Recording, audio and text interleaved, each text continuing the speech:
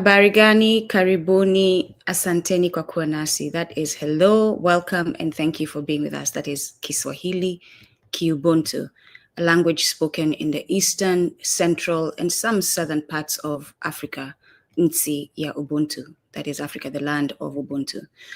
So today, earlier this week, I watched a video, an interview done by Lynn Ngugi, who does a good job. Love the Sisters channel. She's a Kenyan sister who is really good at what she does. And a lot of the broadcasts she's putting out, I really appreciate, including this one. I really appreciate that she's doing them, because if not for her putting this out, we wouldn't be having this conversation today. And these settler colonialists would be going about their business, doing what this man revealed in the interview without being checked. So the goal is not to criticize Lynn Ngugi. The goal is to criticize Mike Harries and the system that he supports and belongs to. The goal is to criticize settler colonialism, neo-colonialism, imperialism, all the things that support the subjugation and exploitation of Black people as if it's justified.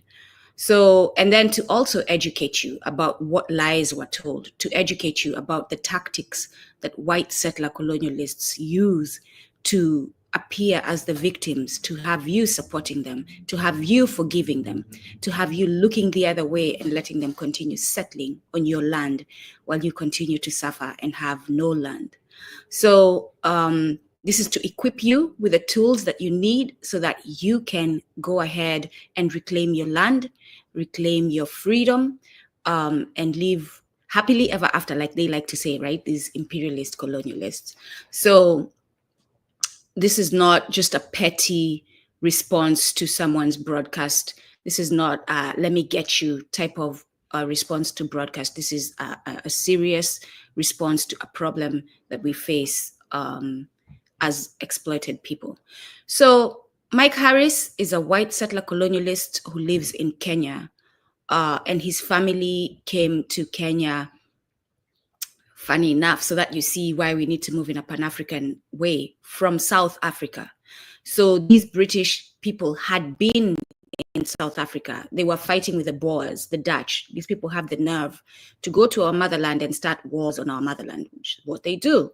And so the British government is monitoring the movement of its people all around the globe, and they're aware of what's happening in South Africa, and that their people are not doing well with the war there with the Boers. And so they find Kenya and they settle in Kenya. What do they call it? The protectorate, right?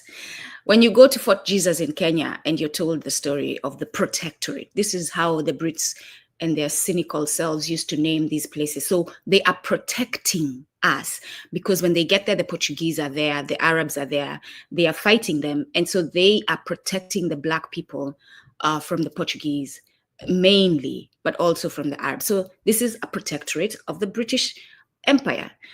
And so they settle, they instill laws that are very suppressive to the people. They take land, and now they have the act, the crown land. The land all belongs to the Queen, and I'll talk about that in a little bit. All that land belongs to the British Empire, the Queen specifically. For those Africans who want to walk around talking about my mother is dead, our mother is dead. Yeah, your mother took your land and claimed it to be hers.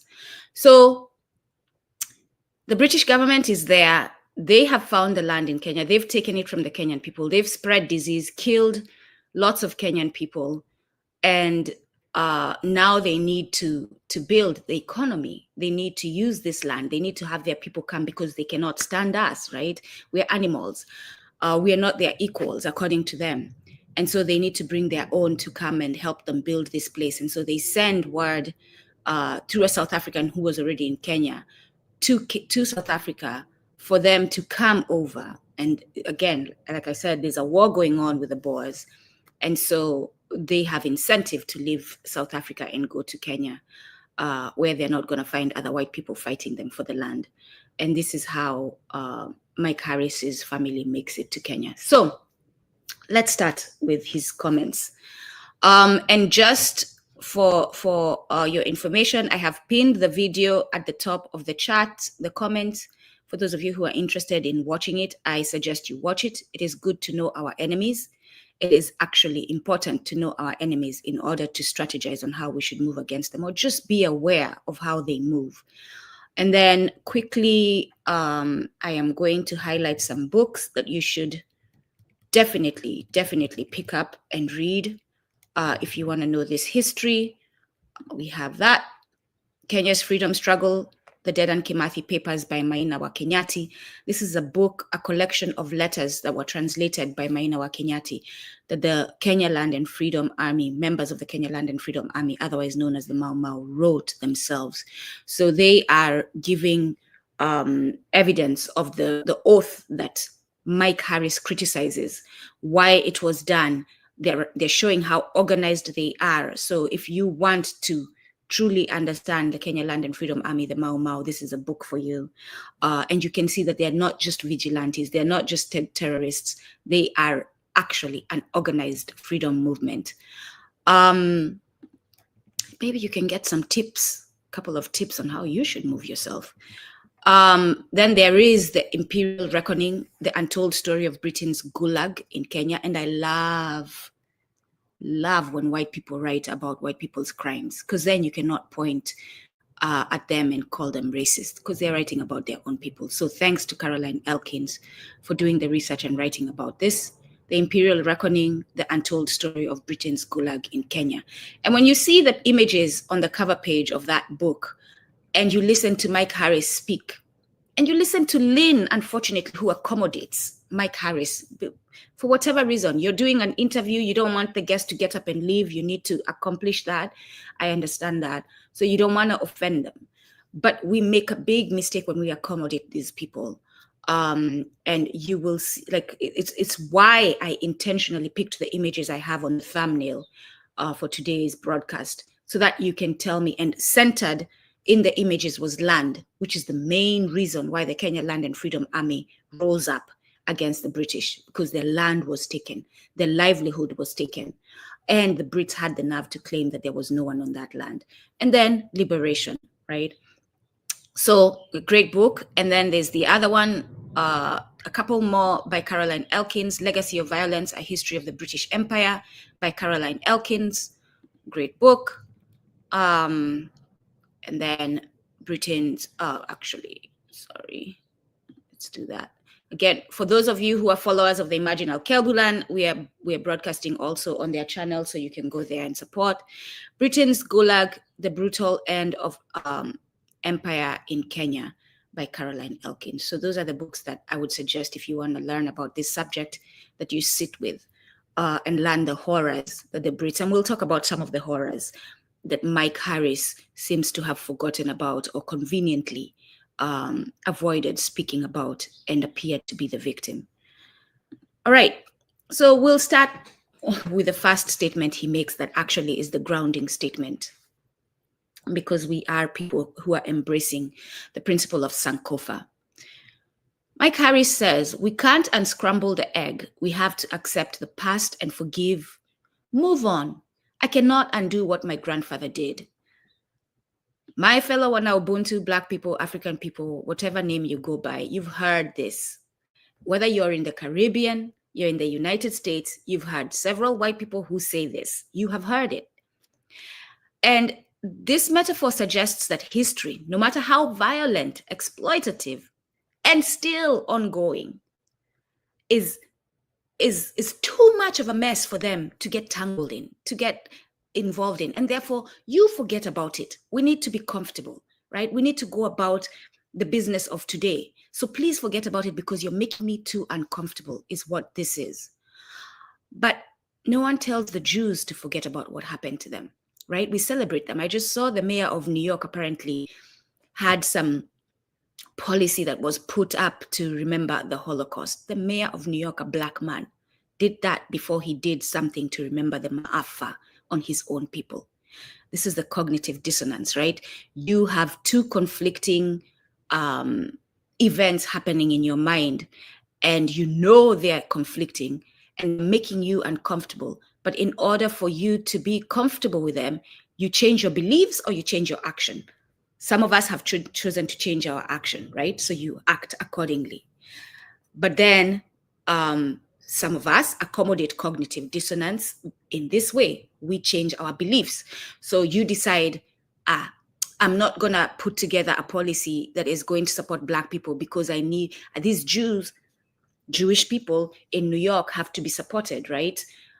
So I'm going to, and they are a big demographic in New York. So as the mayor, I need support. So I'm going to accommodate this. I'm going to put together a policy that supports the Holocaust, or at least defends it and advocates for it. This is what's going on. So the phrase, forget about it, we can't unscramble the egg, it erases the agency of the colonizer, the agency as in the role of the colonizer in the crimes that are making injustice seem inevitable or accidental, right? It was inevitable that we ended up in Kenya and that all of this happened. Just forget about it. This is human nature. And actually, at some point, Mike Harries says that, right? It's human nature. He talks about how different other peoples have invaded lands and this is how human beings are. So let's forget about it. While he's still sitting on stolen land. This phrase erases the deliberate systems of oppression, including land alienation and concentration camps, forced labor, sexual violence, cultural erasure, and mass killings. All of this happened on the soil of Kenya. There were concentration camps. Like I said, Caroline Elkins does a great job of capturing those images on the covers of her books. There were literal concentration camps. The Kikuyu people were captured. The animals were killed. They didn't just take the animals and give them to other nations or raise them. No, they killed, they burned, they killed the animals, took the Kikuyu people, burned their homes, and put them in concentration camps in Kenya. So to say that egg has been unscrambled, right? We've already done that. Forget about it. You can't put it together. You have some nerve, right? The phrase erases the continued benefits the colonizers' descendants enjoy from stolen wealth and land today. That Mike Harries is sitting on stolen land, sitting there talking to Lynn about how successful their businesses were. Oh, we started the pineapple canning businesses. Oh, we started we sold buffalo hide. We did this. We sold ostrich feathers. Like praising the crimes that they were doing and still benefiting to this day. And the sad thing, unfortunately, is that today, Mike Harries, and I'm sure he was using it back then, is using Christianity to continue his offenses today. And we shall talk about that as we go on. Telling the victims to forgive and move on without justice is a form of emotional manipulation. It gaslights the oppressed, suggesting that the problem is their unwillingness to let go. So we become the offenders, right? We've experienced this in corporate America. For those of us who did DEI, who do DEI, they'll tell you that you're the problem. You who raises the issues is the problem. Is why the place is not a good working condition, and not the actual offenses, right? Them not paying us well, them not allowing us to take certain positions. Yes, I keep connecting Kenya. I'm talking about Kenya, but I want to make it a global conversation so that you can see that this is not just isolated. It's not isolated. It is happening all over. And I want you to see it from the land in Kenya, from the concentration camps in Kenya, to your offices in corporate America and wherever else you are. It reverses moral responsibility. The colonized are now expected to be the bigger person while the colonizer gets to walk away, right? We are the ones, and you have experienced this. We are literally living mental disease as we continue to exist in these spaces, because now we're the ones who are held responsible for fixing the situation and not the person who did the crimes. The person who the crimes were committed upon is now the one responsible for making things right. It silences trauma. And you know very well, if your trauma is not dealt with, it's going to keep lingering in you. But then what's worse is you're not given the avenue, you're not given the environment to deal with it. And so it's lingering in you, but you can't address it. And again, mental health issues arise. Forgiveness without justice is coerced amnesia, right? You're forcing us into forgetfulness. And that will do a number on us. So any Black person who supports that is doing an injustice to their own people, to themselves. Structural injustice still exists. Like I said, the egg is still cooking. The egg that was unscrambled is still on the stove right now. Mike Harries is still benefiting from the settlement that his grandfather took on in Kenya, the land that they took on in Kenya. And Mike talks about being a member of the Kenyan police. I didn't actually put this as one of the highlights, but I'll mention it quickly. And his comment is, I have never seen, to this day, I have never seen a Kenyan police that I am proud of. And we all just let that slide as if it's something okay to say. He was given the privilege of having a job, having a position, having power in the Kenyan government system through the police. And he walks away in his old age while sitting on his comfortable seat in land that is stolen, talking about, I have never seen to this day a Kenyan police that I can be proud of. That is not the business of the colonizer, settler colonizer, to judge the police in Kenya. It is us. It is our business to judge the Kenyan police in Kenya. But even that said, I cannot believe, as horrible as Kenyan police are as a general, I cannot believe that there's not one Kenyan policeman, 2 Kenyan policemen, 3, 4, 5 who are good people. So that again feeds into the white supremacy, false narrative, false notion of white supremacy. And we don't even see it. All we are hearing is him criticizing, and we go along, yeah, especially now with the protests happening in Kenya and the deaths happening in Kenya at the hands of the police. We go along with it because we are angry at the police. We don't dissect it and look deeper and understand that this white man is continuing to carry on the false notion of white supremacy in that statement. So when they say we can't undo the past, they imply that the damage is done and dusted. But the structures of that violence are still alive today, right? White settler families still own and profit from stolen land. And now they're not just white settler families, they're organizations. So we have to move away from that micro entity to the macro entity, the organizations that are now settling in Kenya and many other African nations, profiting from the labor, our people, profiting from the resources and profiting from the land. African communities remain dispossessed, under-resourced, and politically marginalized. I am not going to be specific about this. There are those of us, descendants of enslaved Africans in the United States, moving back to the continent, and especially Kenya, who are going back and buying vast acres of land. And I have made comments in a couple of their posts that this is colonial behavior. This is what I'm talking about. That you're sitting on hundreds of acres of land while there are people around you who have no land. That is what's wrong. It's one thing if I, as an organization or as an individual moving in a Pan-African way, buy vast land and make it a communal space. So now I bring in people who can settle. Right? And that's what I'm encouraging people to do.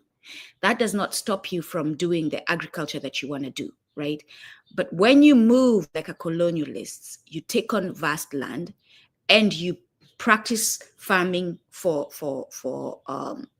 commercial purposes, and you're not, this land has been taken from Kenyan people, you are continuing to practice the offenses that were carried out by these people. Because that land, all of it is stolen. So this is how African people moved, right?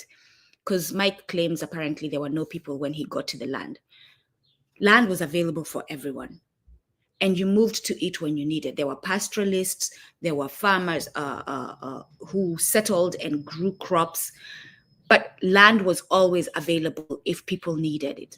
And sometimes you will find people there, you negotiated like the Kikuyu did with the Dorobo people, you negotiate, you intermarry, and you end up settling together, right? When you go to Mombasa, you will see evidence of this. There are Kambas, there are Kikuyus who will tell you they've known no other place but Mombasa, because this is how we moved in the migrations. So land, this thing of taking land, owning it, fencing it, is a very Western thing. How do we move today when we have those Western behaviors that we can't avoid, unfortunately, because we are in the society? Well, the ones that we can't avoid. If you buy that land, make it a communal space, is my encouragement. If you buy that land, make it a communal space that is going to be a refuge for all Black people who need it. Colonial laws and land titles are still enforced. Go look up the Crown Act, right? These laws are still enforced. You talk about the Commonwealth, and we say it as if it is nothing. Oh, we are members of the Commonwealth, the Crown Act. What is the Commonwealth? What is this wealth? Who is it common to? We don't ask those questions. So the colonial laws and land titles are still enforced to this day. When you go to Nanyuki, you're going to find the British Army in that area practicing, doing their bombing, raping women in that area, accidents happening with the local Kenyans in that area, and nothing being done to the British soldiers who are there settling right now, today, with a base in Kenya. The economy remains structured to benefit foreign corporations and elites at the expense of the African majority. Mike Harries can go anywhere and get a job. Mike Harris, Lynn drove to Mike Harris's farm to interview him. Mike Harris did not drive to Lynn to be interviewed, right? We're not just dealing with the past, we're dealing with an unbroken continuum of exploitation, which is why we cannot say, forget about the egg has been scrambled, or we cannot unscramble the egg because it's been scrambled, because it still continues. The effects of that egg, the smell of that egg still lingers to this day. And so something has to be done about it. What does true reconciliation require? Land restitution. That is the first and foremost. Like I said, I centered in the thumbnail today the land. Without that, we're not even having a conversation. Mike Harris should pack his bags and go back to Britain. Mike Harris and his family. I don't care how long you've been in Kenya. I don't care that you've not known any other land. You know, it's funny that Mike says that, because Mike also reveals that he went where? To school for high school in Britain. So Mike does know some Britain. He went to high school in Britain. So that, and it's funny because when I say something like that, the first people to get uncomfortable and feel out of place are Black people. What do you mean telling white people to pack up and leave Africa? Where do you expect them to go? Are you serious right now? My fellow Wana Ubuntu, are you serious? That is the question you will ask. While you continue to wonder why you don't have land to farm on. While you continue to wonder why you're in a city that is over-constructed, overpopulated, and starting to become a toxic area. While you continue to wonder why you're not experiencing the stars like you used to when you were a child. You're going to say, Nduko, why are you asking white people to leave? While we continue to witness them carrying out offenses today in South Africa, in Congo, wherever they are, wherever they've settled, Namibia. When you see any public posts in Namibia, whether it's a yoga event, whether it's a sports event, majority of the people you will see in those images are white people. Namibia is one such place that needs to be addressed. So you have Namibians, especially in Namibia, who have no land. And they talk about it. There's several interviews. Kumbukeni has done an interview. It's way back. 2023, if you need to go see it. We had a fellow Mwana Ubuntu from Namibia who joined us and talked about this offense, right? Where you have white settlers in Namibia, where you have Black people who want to go and honor their ancestors buried on their land that was taken by these white settlers, go to the gate and the white settler says, no, you cannot come to my land, right? So land restitution, return stolen land to African families and communities, dismantle settler landholding monopolies, challenge and change colonial era land laws that still govern access and ownership. we actually dismiss. We as a collective get together and say, we do not acknowledge, we do not honor, we do not recognize any laws that have been placed on our land, on our people by foreigners. Forget even Western, forget Arabs, by any foreigners. Anyone who's not Amon Ubuntu, those laws from today henceforth will not be recognized on this land. Material reparations, right? Economic justice. Walter Rodney has written a great book, How Europe Underdeveloped Africa. Go read it so that you can see the economic injustice that has been done to our people and to our land. So economic justice in the form of wealth distribution, not charitable projects. Yeah, I'll make comments like the comment I made about our people going and buying vast land. I'll make comments like that and people will say, I want charity. Why are you asking for charity? What do you mean charity? This is our land. What do you mean charity? This is our wealth that they've taken. What do you mean charity? This is not charity. This is me reclaiming what is ours. And I like to use this analogy. And white people should be the people who best understand this because their laws uphold this, right?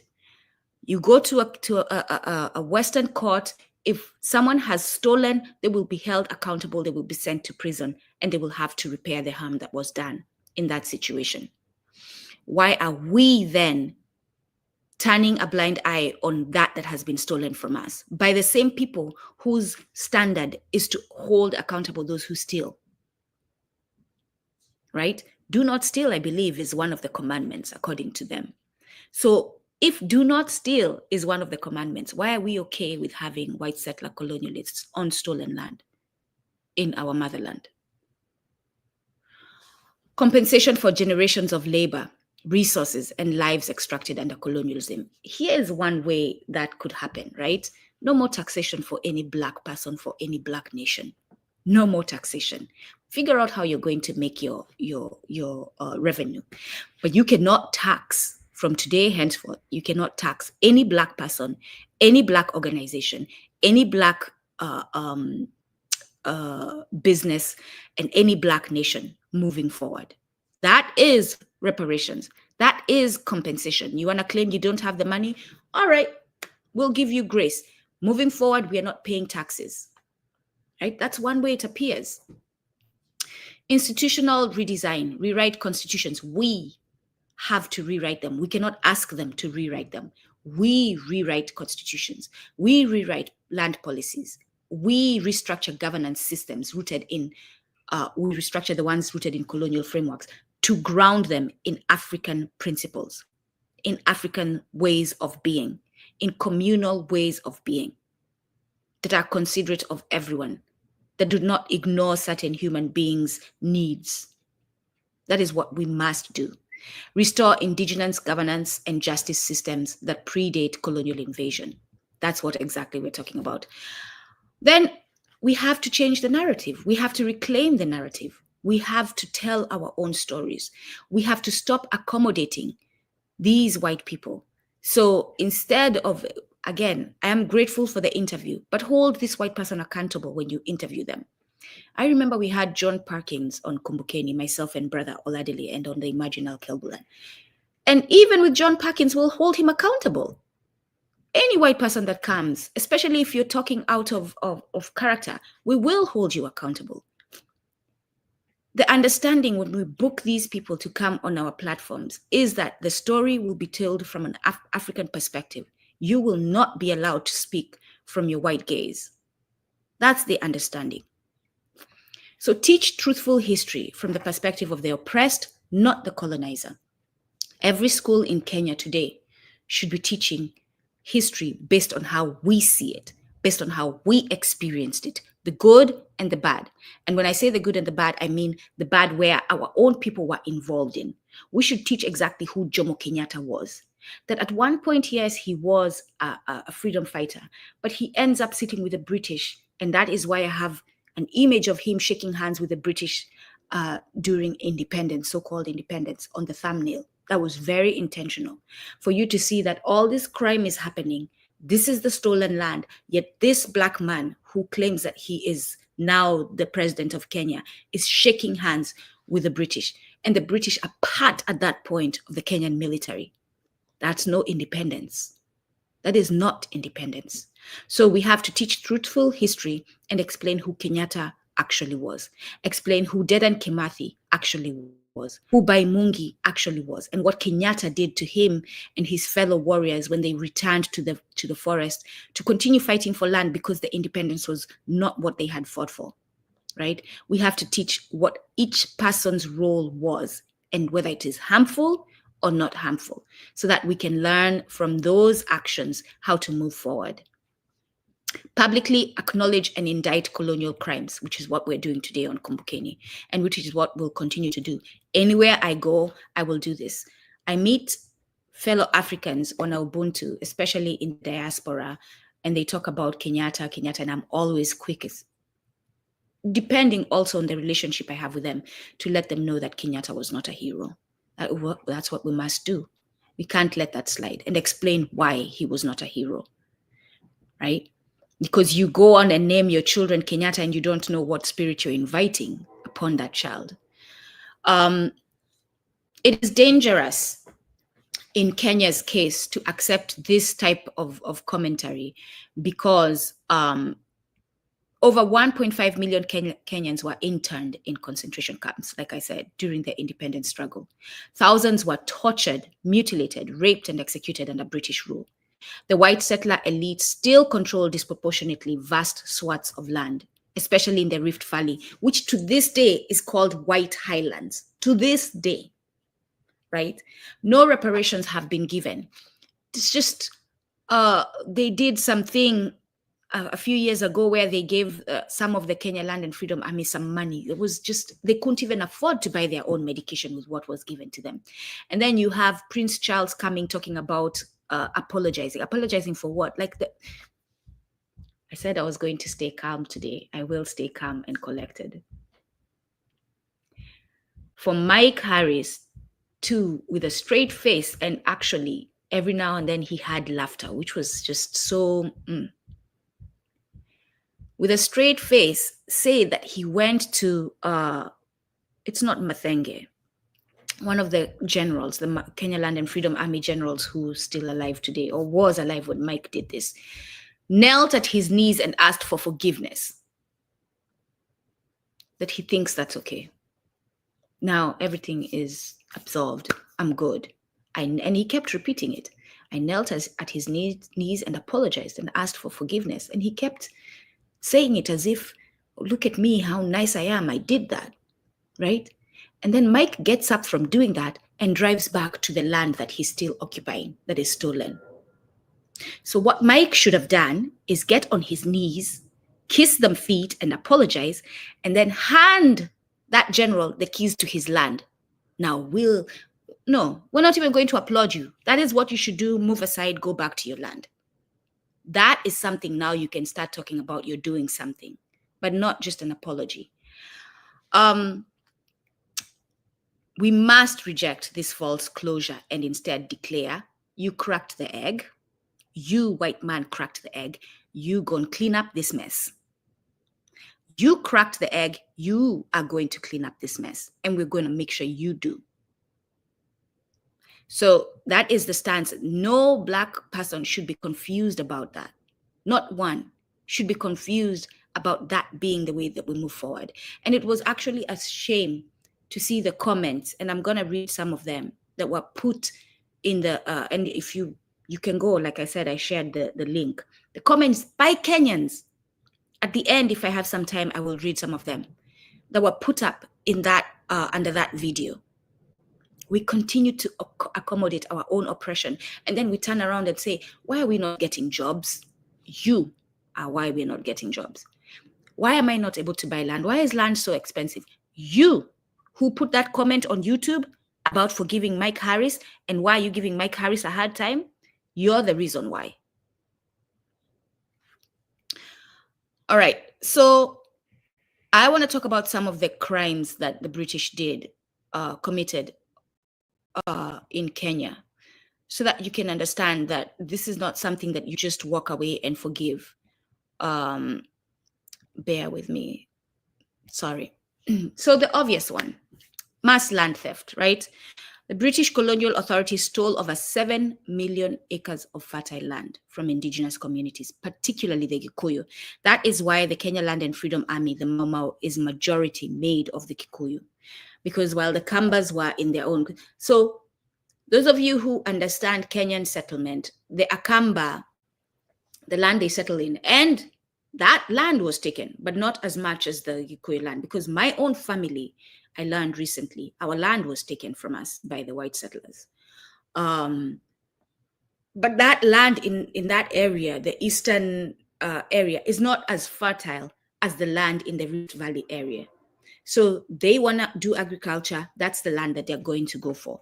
So we were saved by default, that our land was not as fertile as the land they wanted to settle in. Also, the Kamba area, the Kamba land area, is very hot. And the white person is not going to do well in hot land.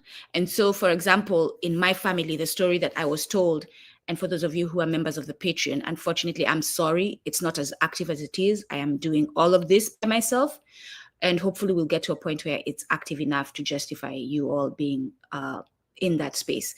But there's a video there. I did the interview and I'm yet to translate it, where it was told to me that the white people, so my family ends up being converted into Christianity, however it happened. And they are now on that hot land with the white Catholics. And these white men are having a hard time. They're looking for land where they can settle, where they're not burning.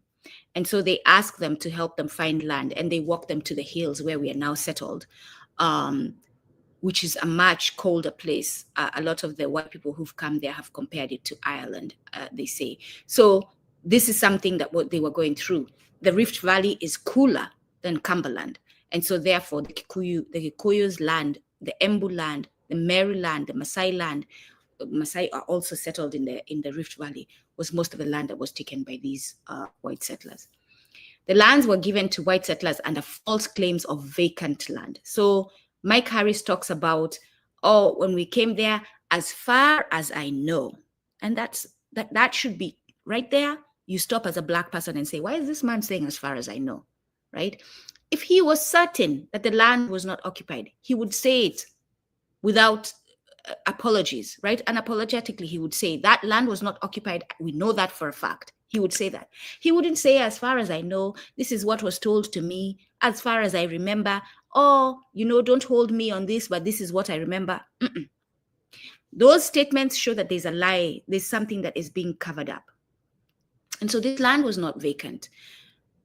Those who invaded our lands brought disease. And this is funny, not laughable funny, but funny, hit me in the face and wake me up that we continue to believe this, that they claim that we are the people who hold disease. We are the people who are disease infested, right? They brought disease. They brought smallpox, right? That wiped our people. They brought disease that wiped our cattle and our livestock. And then when that happened, and sometimes intentionally, they would distribute blankets. They would give, and this, John Parkins talks about this. He's talking about South America in his book, but it's the same thing that's happening on the continent to this day, right? When you all want to deal with these charitable organizations, yet the CIA and other covert operatives are planting disease in these goods that are being given through charity. They're planting microphones is one of the examples that John Parkins give to spy on you and your community. You wonder why something is happening in your community and it's known about, and all of a sudden there's police showing up. You're like, how did they know?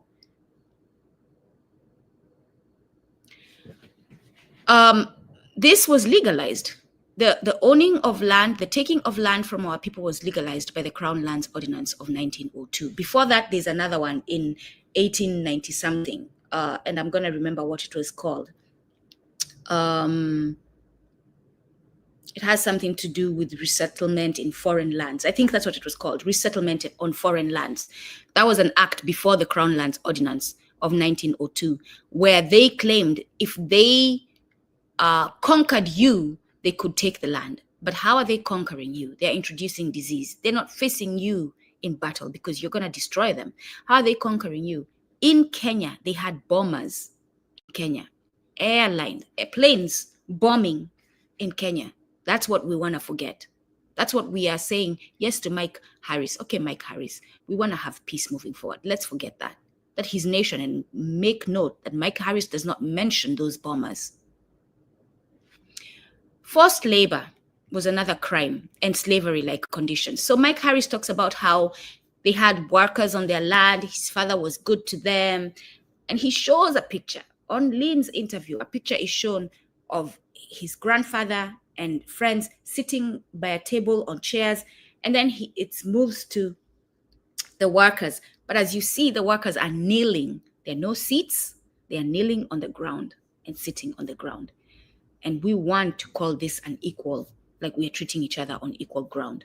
We don't see that as hierarchy. We don't see that as servitude, forced servitude.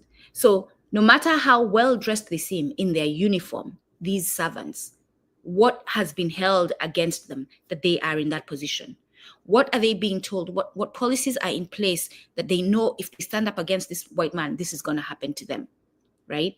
Mike doesn't mention that. So Africans were subjected to forced labor on settler farms under systems like Kipande. Mike doesn't mention Kipande, not at all. Lynn does not ask Mike about Kipande. Kipande is a big part of Kenyan colonial history. They had to carry passes, Kipande. This is in South Africa as well. This is everywhere on the continent.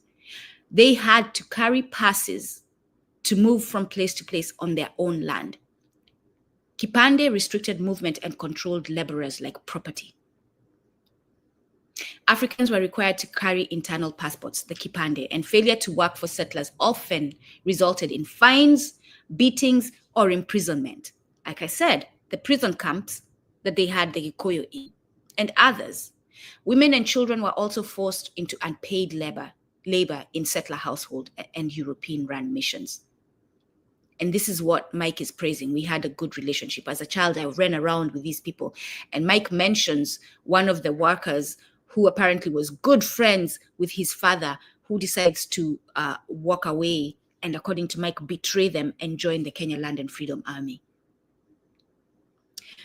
Racial apartheid laws, another crime. Black Kenyans were denied political participation, freedom of assembly, and basic human rights. They could not gather on their own land. The Mau Mau had to gather in secret. Africans could not walk in white settler areas without permission and were confined to African locations. Very recent, relatively recent, on the Delamere, the pineapple farm in Kenya, they shot a Kenyan, a couple, because they had walked into their land.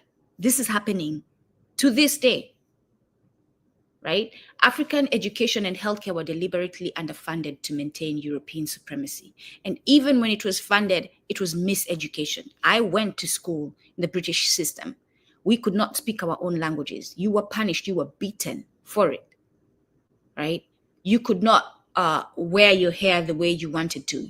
We all had to, in certain schools, all had to cut our hair.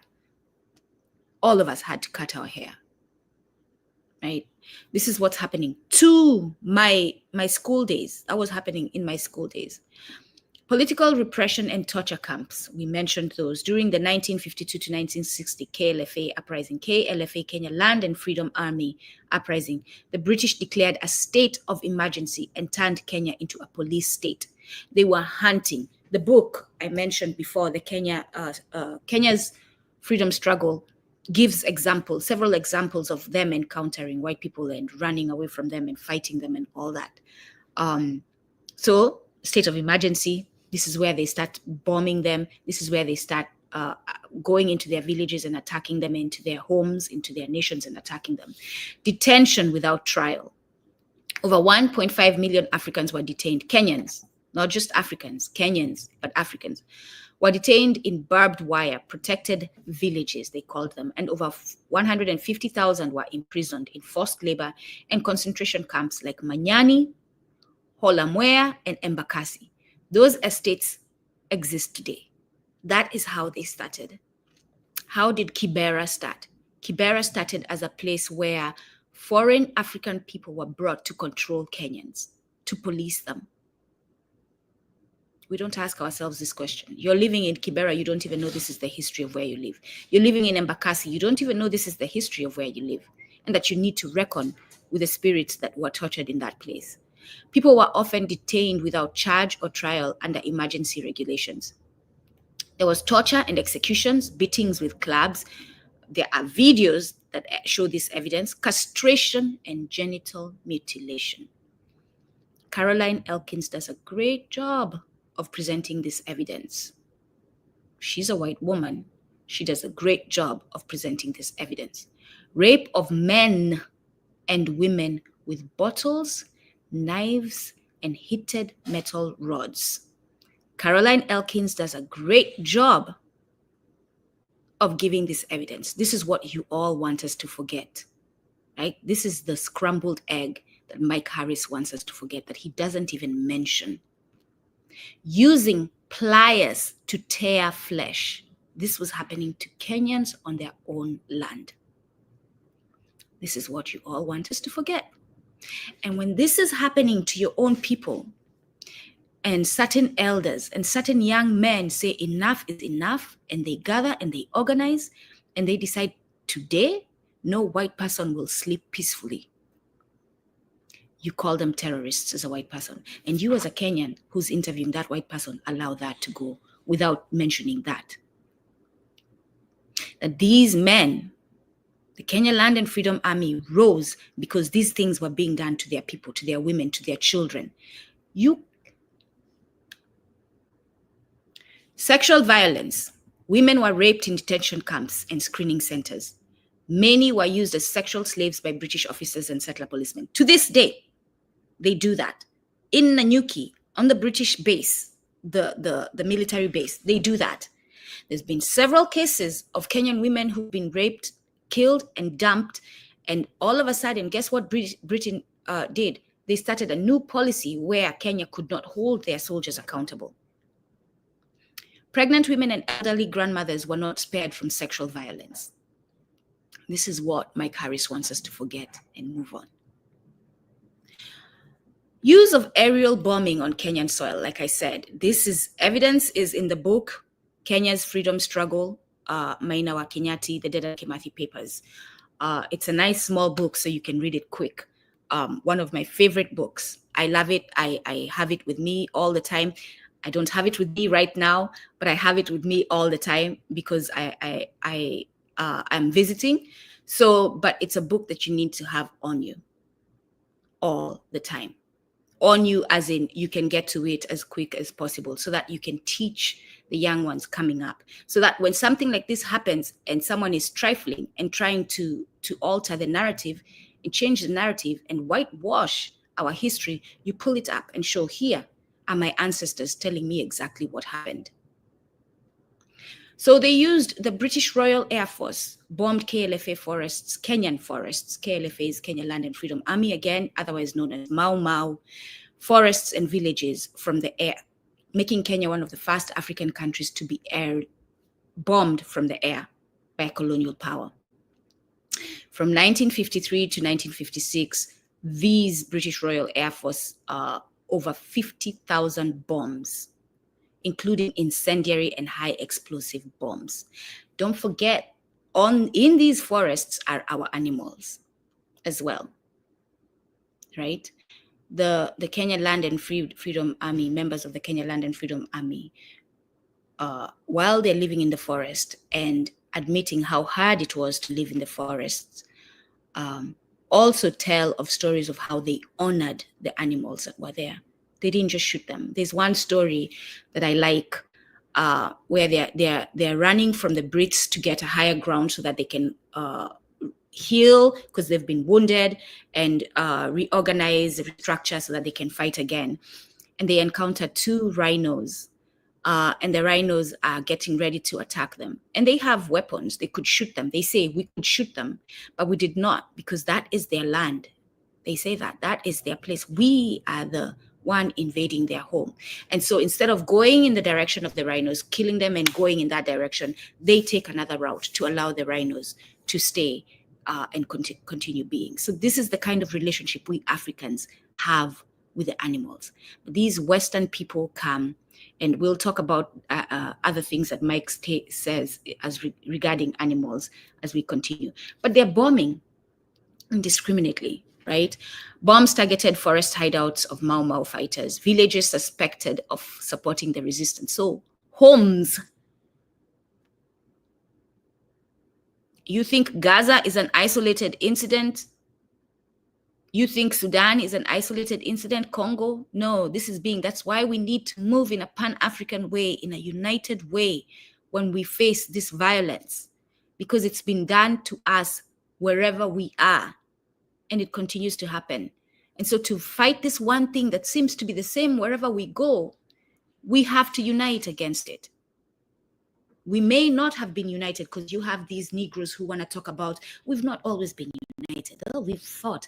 We had wars against each other. Oh, good, fine.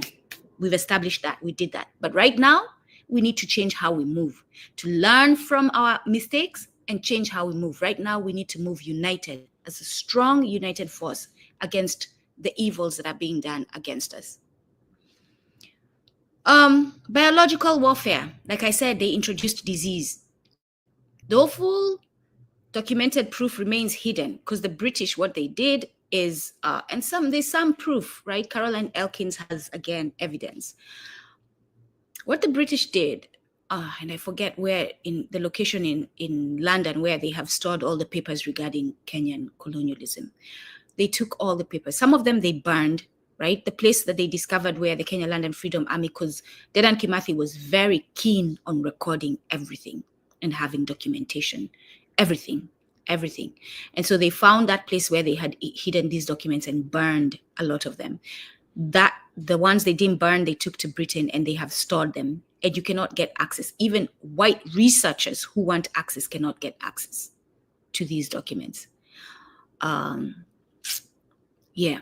So disease like rinderpest. Rinderpest is a disease that affects animals, was introduced, and smallpox were deliberately spread to kill livestock and weaken communities, right? Mike Harries, white settler colonialist in Kenya, says, oh, my family came to the land because the people who were there, they faced rinderpest and smallpox. There were no people anymore. Who gave them the rinderpest and smallpox? Mike Harries. If Mike Harries was being interviewed by Nduko Mulumba, that's the question I would have said. So how do they get? It doesn't even have to be that aggressive, right? So please tell me, how does rinderpest and smallpox end up in that area? And so because I've done my research before I sit down with Mike Harries is going to blab, blab, blab about some excuses because he's not going to admit it. He may, because he's put on spot, right? Because we saw him in the interview a couple of times where Lynn put him on the spot and held him accountable. He starts getting aggressive, right? And being upset. This is what they do. And Lynn has to pull back because she needs to have an interview. And I appreciate her for that. That I have to appreciate, her patience. Because of it, we get a full interview and understanding of who white settler colonialists are and how they operate. So they deliberately gave disease to our people and our animals. They infected blankets and continue to do this to this day, and poisoned food. And they distributed this to our people, the protected villages, the camps. So for me to sit here as a Black person and acknowledge the Holocaust done to the Jewish people before I acknowledge this Holocaust, like, slap me in the face and wake me up. I'm not saying let's not recognize their Holocaust. I'm saying before I recognize theirs, I must recognize mine. The murder of KLFA freedom fighters, right? Dedan Kimathi being one great example. He was sold out by his own people, captured. They have humiliating videos, images of him, because this is what white people do. They want to humiliate you, right? They don't want you to be remembered as the hero. They want to humiliate you. They'll take pictures of you in capture in certain positions, and then they'll bury you in a place where there was no honor in your burial. This is what happens with Dedan Kimathi. And to this day, the Kenyan government, which claims to be independent, has not gone against the British government and revealed where the Dedan Kimathi is buried. Because to this day, the British government still prevents Kenya from finding this out. His family has been asking for years so that they give him an honorable burial. It has not been granted to them, right? Promises, empty promises all the time. Fighters were captured and publicly executed without trial. They would execute them and hang them next to the homestead so that you could see it, right? They would execute them and transport them in the homestead so that you could see it. This is all in the book, the Kenya's freedom struggle, the Dedan Kimathi papers. And like I said, Dedan Kimathi was hanged in secret and his body never returned to his family. Cultural genocide. This is one of the biggest ones. I told you. What language am I speaking right now to you all? Right? I'm not speaking Kibuntu, Swahili. I'm not speaking Kikamba. This is cultural genocide. Our languages were taken. And thank goodness that I grew up in a place where I still continue to speak my languages. And we were defiant in school. I wore that monitor a few times because you're not telling me not to speak Kiswahili if I want to speak Kiswahili. You're not doing that. That happened, but we defied it. So resistance shows up in all sorts of ways, even in students speaking their language when they want to. Right? We spoke Kikamba when we wanted to. You just did it where you made sure that you were not caught doing it. And sometimes you really did not give a hoot, right? Missionaries and colonial education demonized African traditions. They end up saying that especially the Kamba, this is one area where the Kamba people are demonized heavily, right? The Kikuyu land is taken from them. That's the main crime. The Kamba people, it is their culture because the Kamba people were very spiritual. The Kamba people were very much about connecting with the ancestral world. To this day, they have been given it's been given a negative connotation, right? We are the witches. Don't mess with Kamba people. They will curse you. You'll get a curse. But we were the community most known in Kenya for being more connected with the spiritual world. They villainized that. They gave it they demonized it, right? My own mother talks about how back in the day, people went to the tree and that is where they sat with their ancestors. And they then, upon Christianity coming in, they were told that was wrong to do, right? That was like worshiping the devil. Hearing voices from the spirit world was wrong. So it's demonized. Initiation ceremonies were taken away. Traditional oaths were taken away. And even local languages, like I said, were demonized. You were not educated if you did not speak English. You were not intelligent if you did not speak English. To this day in the government, you cannot be in government. And we Kenyans continue to uphold this. So if a Kenyan official speaks Kiswahili, Kikuyu, they're not intelligent. They don't speak English. Are they communicating with you? We have a national language, Kiswahili. They don't have to speak Kikuyu. Every Kenyan knows or should know Kiswahili. It is our national language. Do we speak it in the government spaces? Very rarely do we do that, right? Especially when white people are there. We don't do that. It is their business to figure out how they're going to understand what is being said. Because when you go to their spaces, it is your business to figure out what is being said. Economic pillage. African agriculture was restricted to that white settler farms could dominate cash crop. So the Kikuyu people were not allowed to grow cabbage. They were not allowed to grow onions. They were not allowed to grow beans. The things that they needed in their local communities, they were not allowed to grow. They had to use their land to grow coffee, tea, and other cash crop that the white people wanted to sell in other markets. This was enforced. And if you were found growing food crops, you were punished for it. So this is happening. So when Mike Harries talks about some of the land was given to this Kenyan community, and at first it was successful, but then they end up going bankrupt and they reach back out to us to ask us to rebuy the land, and we cannot at that point. Making it seem like these Kenyans did not know what they were doing with land. To this day, in South Africa, it is said that if you give the land to black people, they don't know what to do with it. Or when the white people leave, what are you black people going to do? You're not going to survive. You're not going to have food. These are the tropes that white people settler colonialists keep upholding. What Mike did not say is that there were policies that denied these people from growing the foods that would make their farms successful. There were policies, even when they grew coffee, that controlled how that coffee was marketed. I am witness to my own family growing coffee and going to the marketplace to have it graded, and it being graded at low grade because the white people are in control of that market.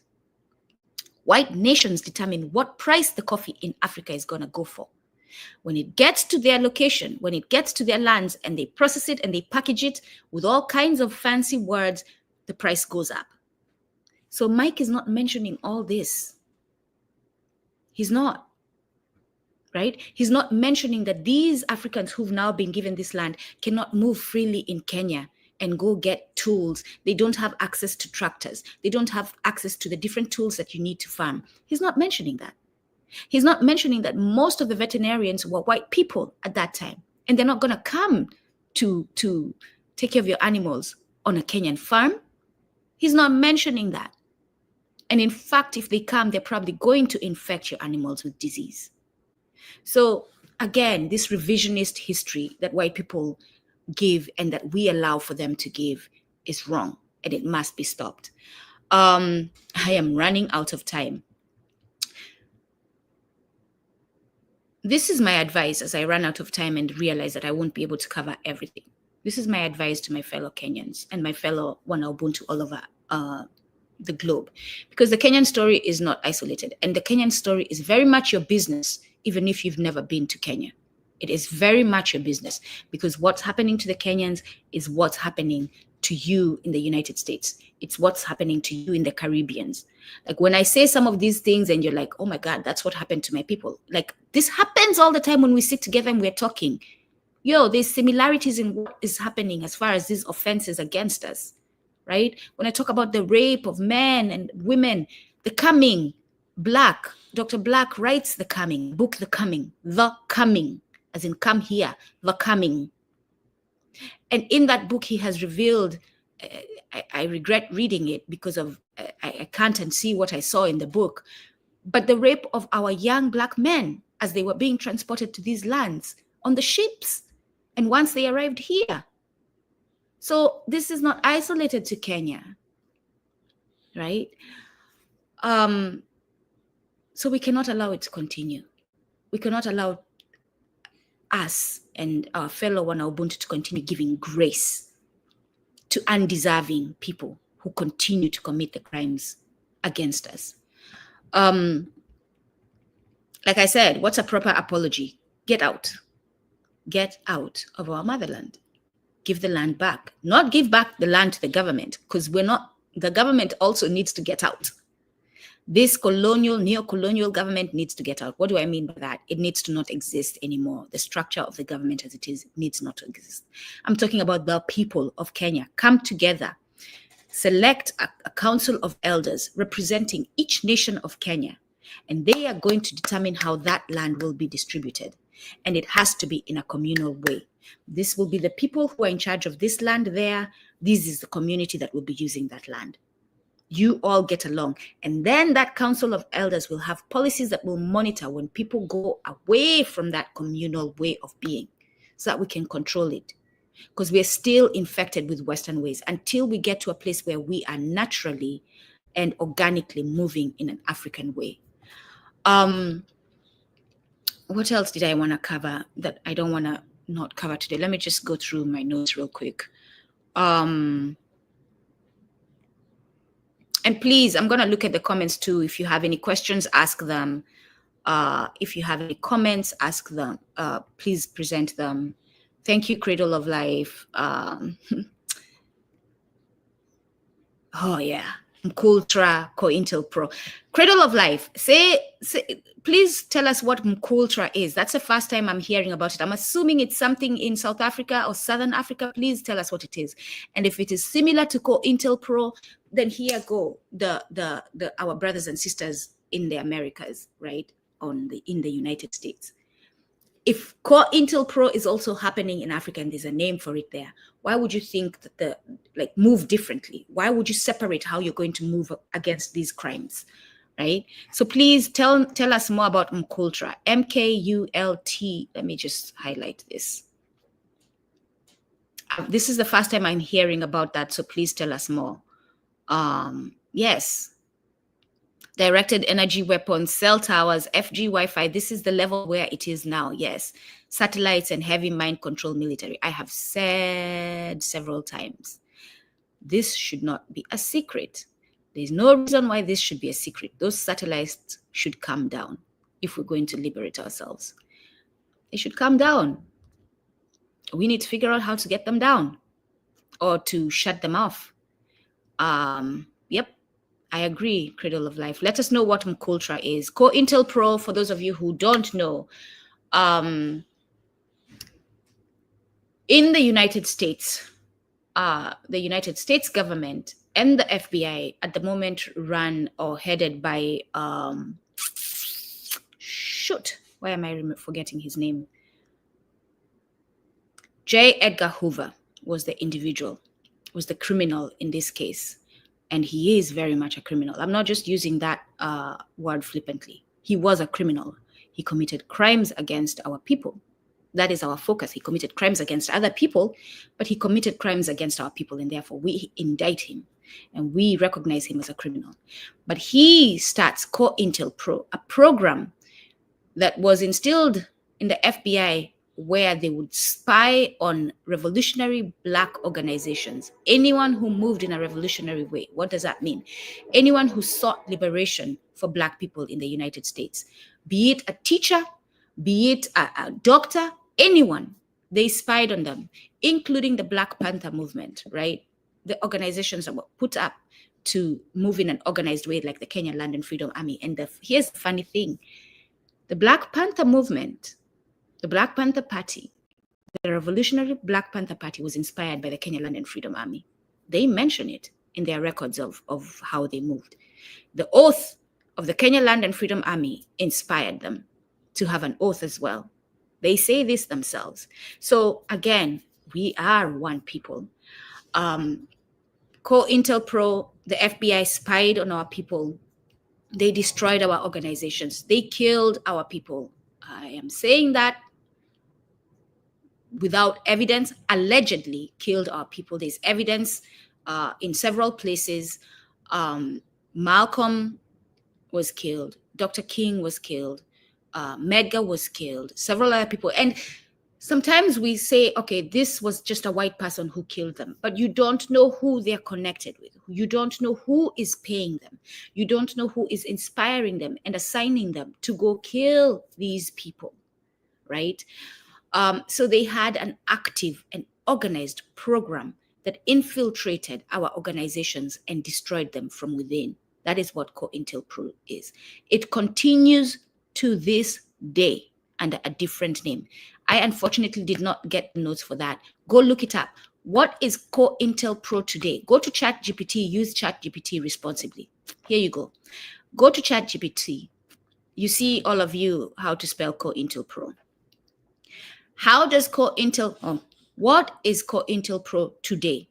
How does it operate today? How does it show up today?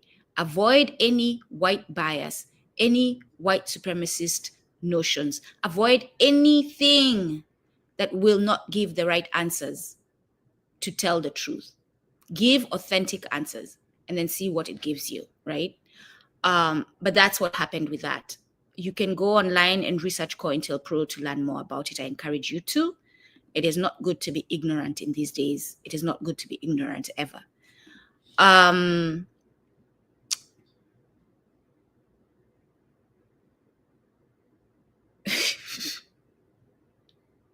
Everything, yes, awakened divinity.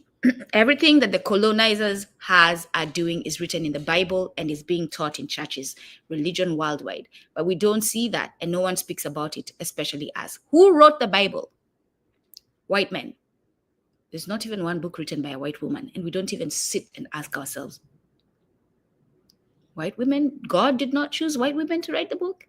And then because we are Black people, God did not choose Black people to write any book, not one book. Of all the many books that make up the Bible, only white men could be chosen by God to write them. And when you arrive to that moment where you ask yourself that question, that is where it should be revealed to you that this is bullshit. This is man-made. And this statement right here is another evidence that this is man-made. No one wants to talk about those evils they committed. Well, Creator of Life, we are talking about it, and we're going to continue talking about it. Yep. Ndiyo kweli, maneno makubwa sana, maneno makubwa, maneno makubwa. Maneno kubwa. Kubwa is singular, so if you're doing it in plural, maneno makubwa sana. J. Edgar Hoover is a criminal, indicted officially by us, a criminal. And we do not have to wait for the white people to acknowledge that. We just have to move knowing that he's a criminal. He's been indicted by the Black people globally as a criminal. Full stop. That's it. They don't have to acknowledge it. They can name him wherever and put him on buildings. But as far as we go, he's a criminal. You white person want to talk to me at J. Edgar Hoover, about J. Edgar Hoover, understand as you approach me that I see him as a criminal. It's as simple as that. You don't have, that's what self-determination is. You don't have to wait for them to allow you to embrace that. You go ahead and embrace it and stand by it. Creator of Life says, check Sidney Gottlieb, who was the head of torturing expendables. He personally deleted Lumumba and bragged about it. Yes, you're right. But they also caused the Rwandan massacre. Yes, they did. The French are a big part of that. It continues today. The French dropped the machetes that were used in the Rwandan massacre. The Rwandan massacre is not an isolated incident. It didn't just happen. That's what I'm trying to say. It didn't just happen. The French were heavily involved in the divisive tactics that resulted in the Rwandan massacre. And the US as well. Go read about it. All right. Thank you for the comments. If you have other questions, let me see what else I can cover as we wrap up, as we get to the hour and a half time. Yes, absolutely. He is. We talked about the apology, right? Performative gestures that these white people want to, and he's talking about, this is something, oh yes, that's where I'm going to go. Let's go to Christianity. That's where we're going to go, to the religion of it all. Because the title was White People's Gospel or something like that. I forget. The colonizer's gospel, right? Intentionally selected because we're going for that Christianity aspect of colonization. Do not make any mistake to think that the church was not involved in all of this. The church was the main culprit.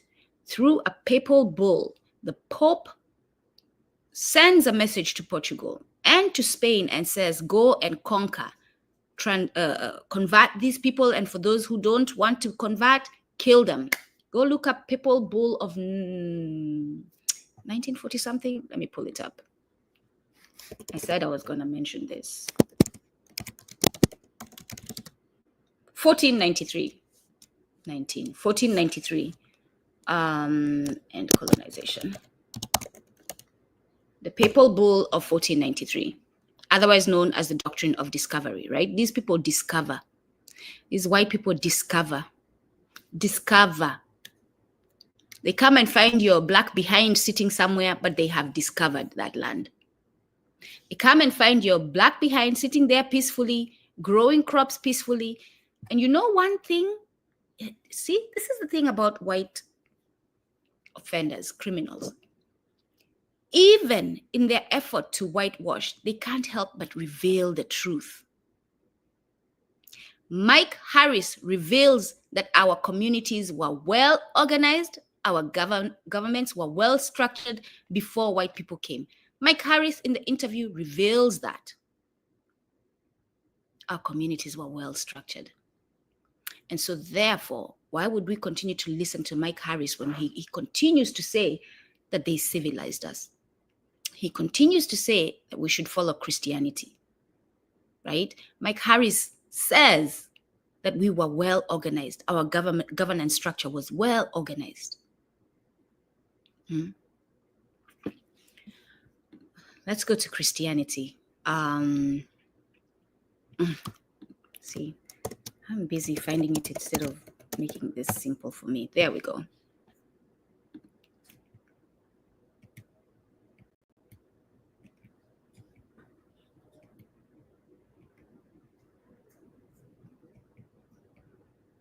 So like I said, the Papal Bull of 1493, look that up. Papal Bull, and put it in the comments and put it up. Bull of 1493.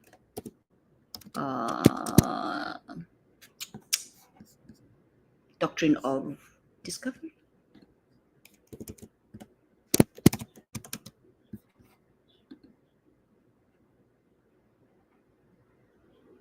Yeah, the Doctrine of Discovery.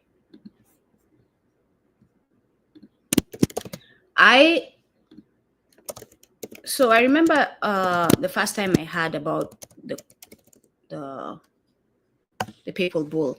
You hear a word like that, and because we have been conditioned to be like, oh, I must speak a certain way if I want to sound intelligent. Oh, I don't know this. I'm not going to seem intelligent if I don't know this. No. So the first time I hear the Papal Bull, I'm like, what is this? A bull? Papal? What is this? Papal Bull just means an announcement, official announcement made by the Pope. Why they call it a bull? I'm sure there's some trifling history revelation behind that.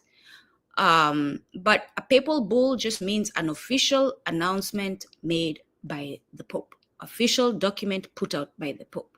So in 1493, he puts out an official document sent to Portugal and to Spain called the Doctrine of Discovery. Go look it up and read about it, so that when you walk in that church the next time and you catch fire, you understand why you're catching fire, because your ancestors are reckoning with you. I just, like, sometimes we have to have humor to get past the cognitive dissonance, where we all suffer from cognitive dissonance, right? Today, let's just make that clear. First of all, we all suffer from it, so that we have an understanding what these things are. We all suffer from cognitive dissonance.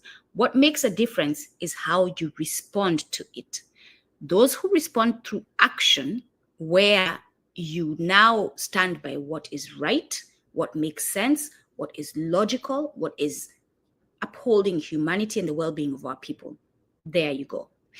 But then you have those who take actions against themselves. And then you have those who change their beliefs to accommodate the wrong that is existing in society.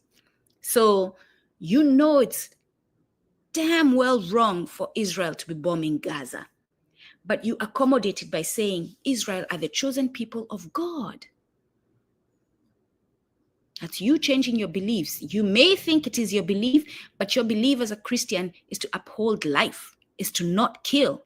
That is your belief. Not that Israel are the chosen people. Your belief as a Christian, first and foremost, as a Christian, now I'm speaking from your perspective, 10 commandments is to not kill. So the thing you're going against in that cognitive dissonance, the thing you're struggling with is do not kill, right? And Israel is killing. But Israel is the chosen people of God. And so you accommodate the killing by saying, but Israel is the chosen people of God. You change your beliefs. That's how it shows up.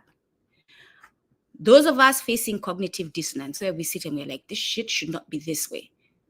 This is making me uncomfortable.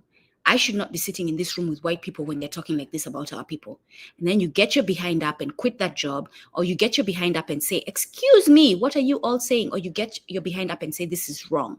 That's the other way you deal with cognitive dissonance. That's the right way to deal with cognitive dissonance. You, in the case of Israel, because it's a hot subject right now, you say, okay, it is said in the Bible that Israel are the chosen people, but this is not right. It's still my grounding policy, my grounding law, my grounding rule is do not kill. So they are wrong because they're going against that. And you embrace that. And you sustain your mental well-being. because now you're operating like a normal human being, upholding humanity. But you embrace this and you will be forever mentally tortured. So the church was not just a bystander, like I said, the papal bull. It was the central agent of empire.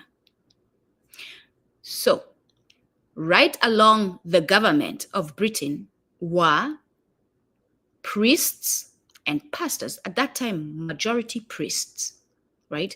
But the government of Britain was Protestant. So Protestant as well, right? Spain, Portugal, Catholic. So wherever they're showing up, and by the way, they were in Kenya. I just told you Fort Jesus was built by the Portuguese. It is built in the shape of a cross, I think it is, with Jesus or something. Fort Jesus being the name, but the shape of a cross, right? The thing itself, where they carried out their enslavement of Kenyans, and it is carried out on that ground, in Shimolatewa, is built like a cross. And then you end up as the enslaved, as a descendant of enslaved people, wearing a cross and standing by a cross and offering your prayers to whatever entity using that cross and having it on buildings on our motherland, and wondering why our motherland is so torn with exploitation and war and unrest. Right? So they were not just a bystander, they were participating. A lot of the schools in Kenya are Catholic schools, religious schools. That is how the role they played. They were in the church. The government and the military were doing the governance, the law enforcement part. They were doing the subtle oppression, the subtle detachment from who you were, through the churches, through the schools, through the charity. Very much doing the same thing that the colonial government was doing, but using subtle ways that seemed to be helping you, but they weren't helping you. Spiritual justification for invasion. So churches declared African religions evil. We said that. African ancestors, demons, and African ways of living uncivilized, right? We were the civilized. Mike makes the mistakes of admitting that. We were civilized. And there's evidence of this all over the place, written by people who look like you and I. Chancellor Williams, Sheikh Anta Diop, Ayikwe Amma. Walter Rodney is revealing some of this in his books. There's several books. The evidence is there of what we did. And to this day, there are educators to this day who continue to remind us what we did. I can't remember the names off the top of my head, but a lot of them are being followed by Kumbukeni today. A lot of them will share their videos. A lot of them, I share my videos in my personal social media spaces. So go there and you'll see who I'm talking about. Land grabs in the name of God. When land was grabbed, you know who came to bless it? Yes, the godly person. And for those of you who watched the interview, and when you watch the interview, Mike Harries mentions God a lot. And at one point, he starts getting teary-eyed when he's asked, what is your goal, or how does he want to move, or how does he want to be remembered? That question, Lynn Ngugi, my sister, please never ask again that of a white settler colonialist, how they want to be remembered. You as a Black person already have determined how we're going to remember them as white settler colonialist criminals. Now you're giving this criminal the power to change the narrative by asking him how he wants to be remembered. And he takes it like the fish he is. He bites it and he starts shedding tears. Oh, Jesus, this and that. I want to be remembered for doing the good. God, this. Jesus said, do not kill. Jesus said, do not steal. How about that, Mike Harries? Anti-African cultural indoctrination, right? We couldn't dress the way we wanted to dress. We had to dress. This is Christianity now. The languages, we couldn't speak the languages. I remember myself getting in trouble with the nuns in school for changing our father to the South African version. I remember myself, because I used to do a lot of the choreography in high school and a lot of the organizing of the dances and the drama and all that. I used to draw the mural. So if I centered them in Africanness, I used to get called in the office and talked to by our German nuns. I got in trouble all the time for wanting to do the things we were doing the African way. I remember wanting to do certain dances because we brought offerings in the church through a dance, wanting to introduce drums, being called in the office, told not to. My fellow classmates, you watching, you remember this, me getting in trouble and called into Sister Inge's office for all of this. So you are my witnesses that this happened in our time, right? Where we were punished for upholding our culture. All the time called into that office by the white lady, being told how you should move.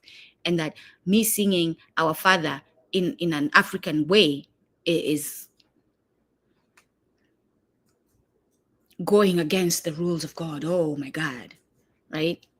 We had to have, and some of these policies are helpful. I am grateful for them, right? We had to have our skirts a certain way. They had to be under the knee. I appreciate that just because it instilled discipline in us. But then there's lines that are crossed. And this is the danger of colonialism because it has some good. This is the danger of imperialism and exploitation. It has some good that deceives you, right? But you have to be very sharp at taking away that good, putting it aside and saying, okay, you did that, but guess what? This is what I want to focus on, the bad that you did, because it's brought more harm than good to my community. Moral hypocrisy. Mike Harries is being morally hypocritical by sitting there talking about the church and the good things he did with his plane, how he went and helped the kids without sight. He talks about they did this vision thing where they brought in doctors. He used his flight to take doctors there. Or the Turkana people, the people in the north, their children, they're getting blind because they're letting flies sit on their eyes and lay eggs because they don't wash their face. Mike Harris, why does Turkana not have access to water? Why do those children not have access to water? And then, okay, do the surgery, but provide water and make them have the resources that they need to have so that they can have regular baths and wash their faces, right? But no, you want to focus on, I brought my flight and we helped them by doing surgeries to give them back sight. Opposition to African resistance, right? He focuses in the interview on the terrorism that the Mau Mau, the Kenya Land and Freedom Army, carried against their people. But he doesn't say what led the Kenya Land and Freedom Army to that. He doesn't say, and this is where I'm going to wrap up with. Let me just stay focused on the Kenya Land and Freedom Army because we are talking about the Kenyan colonial history and we will end it with the Kenya Land and Freedom Army. The Kenya Land and Freedom Army are our warriors. They are our heroes. They are our liberators. All of us, whether you are in the Caribbean, whether you are in the United States, need to hold them up as that. When you're in a space and there are libations being done and you're asked to name ancestors, Dedan Kimathi. If you don't know their name, say the Kenya Land and Freedom Army. Every time, make sure you do that. Take them as your own, whether you're directly connected to them or not, whether you're Gikuyu, whether you're Kenyan or not, take them as your own. Uplift them and honor them because that is what they did. Dedan Kimathi, to show that he moved in a Pan-African way and not just a Kenyan way, offers support while they're still fighting and being bombed in Kenya, sends a message to Uganda because they're being attacked and their people are being killed, their leaders are being killed, sends a message to Uganda and says to them, yo, I have a few young men. If you need them, let me know. I will send them to you. This is in the book, a letter from Dedan Kimathi. I am willing to send men to you if you need them. And here's another thing that you understand how the Kenyan Land and Freedom Army, they weren't just terrorists who operated emotionally and just decided, we're going to do this. No, they were men and women and children, the men leading, who analyzed the situation that was happening to them and decided action need to be taken, sat down and strategically organized how that action would be taken. planned that there would be different bases, different posts, so that you can, this white man is everywhere, so we need different posts, right? Each of the posts was required to have an artillery, like they were required to have weapons, a weapon storage space, each of them, and they were penalized if they didn't have. He was very strict about that. And they ended up learning how to assemble their own weapons and make their own weapons. They were organized, strategic warriors. They learned the plants in the forest, the medicinal qualities of the plants in the forest. They had their own clinics. When they were injured, they treated themselves. They could not go to a white doctor. They could not go to hospitals. They are being seen as terrorists. So they had to have their own self-sufficient, organized system of taking care of food, health, education, all of it. And they did that. The women were their spies. The women was the intelligence section of the Kenyan Land and Freedom Army. The women and the children were the intelligence department of the Kenyan Land and Freedom Army. And it is revealed how they did that in the book, right? You're using your whole community. Go read the book. I don't need to explain everything that is said there, right? The women were also the ones who organized to bring food to the Kenyan Land and Freedom Army members who were in the forest, right? So this is not just a vigilante group, a terrorist group, they were savages. No, this is a well-organized revolution movement, liberation movement, the Kenyan Land and Freedom Army. And in closing, we're going to remember them as that. We're going to honor them, thank them for all they did, thank those who are still living, and apologize for us being okay with them not being repaired, right? And assure them that when we do find the resources and the method and the way to repair, we will do it, even if it's in generations to come. It will be repaired. We will not forget. We will not allow it to be forgotten. Thank you all. I hope I did this service. I hope you all learned something. This is going to be open, so let's continue the conversation. Go watch the video so that we can continue the conversation. If you have a question, if you hear Mike saying something, come back to the chat, address it, and I'll respond. So let's continue the conversation. We're limited to an hour and a half, but we don't have to limit the conversation. We can continue having it in the comments. Thank you all for the support. Be well. For the fathers, it is Father's Day. I'm not one who tends to say Happy Father's Day and all that, but let's embrace it, because every now and then we need to stop being caught up in the ish of everything and just stop. To the fathers in our community, may you continue playing your role in service of your families to bring healing and well-being to your families. For those of you who've gone astray, may you return to the rightful place of the role of a father. To the fathers, honor your women, honor your children. You do not have to be perfect, but you have to continuously pursue growth and a better self in you that can better serve your community. So I will say that. Also, I will say, because I saw Nware Films comment before, he has a film for mothers who won't let fathers see their children. It is very, very, very, very, very important on this day to point out that film. If you have not watched it, go watch it, go pick it up, talk about it, have a conversation. He's always posting about it. Go to his comments and his posts and start a conversation. Let's have that conversation.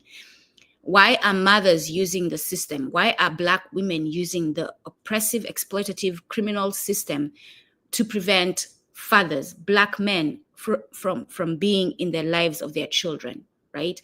It is harming our community. I am one who has been divorced, but I knew very well that I needed to keep my father's children in their life. I knew it was important.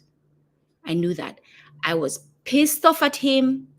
I was angry. I did not want to see his face ever again, but I knew that I had to see it for him to be in the children's lives. So we're not telling you forgive and forget. We're saying we know it's hard dealing with that, seeing this person who has upset you over and over again, but get over it.